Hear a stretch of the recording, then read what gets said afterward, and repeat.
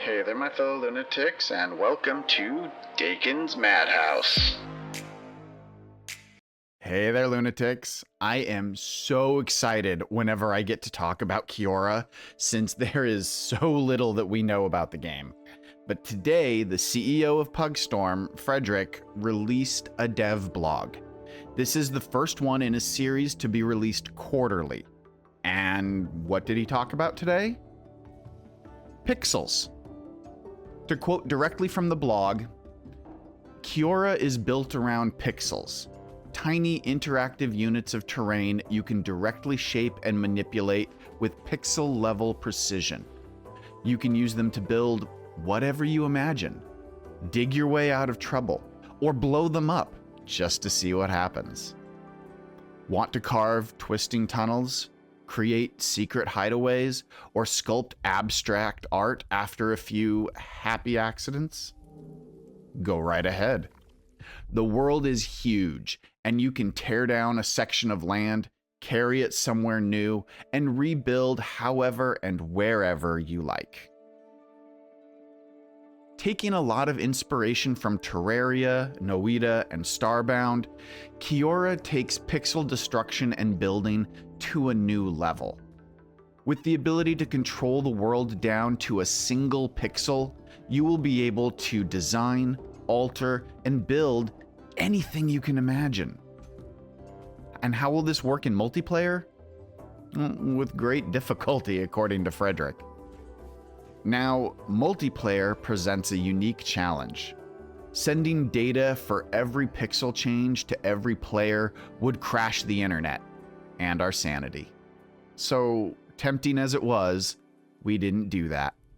Instead, the clients only get sent certain changes to the world and generate everything else themselves. When you dig, build, or explode things, we only send the essential bits of information and your client generates most of the changes locally. Plus, everything's delta encoded and compressed, keeping your bandwidth happy. Now, I'm not a programmer, and I haven't got any inside knowledge on exactly how this works yet.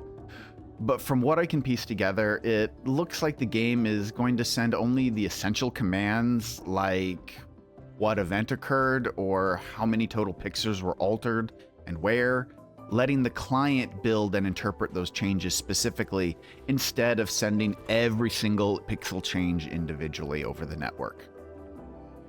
This blog post also revealed several new brief shots of the game, including explosions.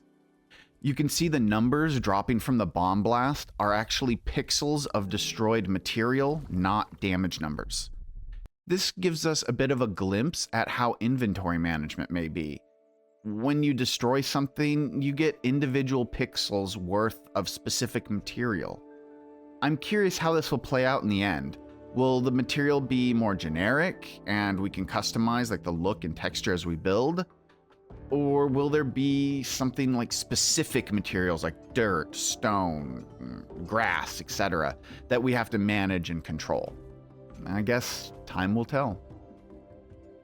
You can also tell that they're using the same lighting system as the one in Core Keeper, providing ray tracing quality lighting even if your video card doesn't support RTX.